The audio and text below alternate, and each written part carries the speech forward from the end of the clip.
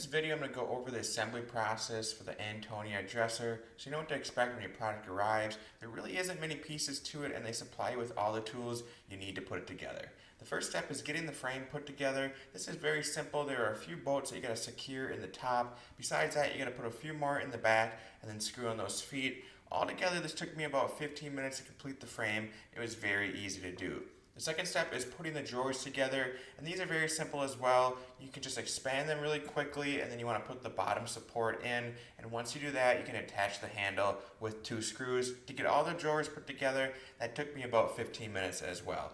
So now we're on to the final step, which is just sliding the drawers in, and just like that, the dresser is complete. Overall, this took me about 30 minutes to do. I did it by myself. If you have another person helping you, it can go a lot quicker. And this is what it looks like when it's fully assembled. The 8 drawers are big, they're easy to open, which I really like. They also do give you a tip kit as well, so if you want to secure it to your wall, you can do that. But overall, this was easy to assemble, affordable. It was exactly what I needed, so I give it 2 thumbs up.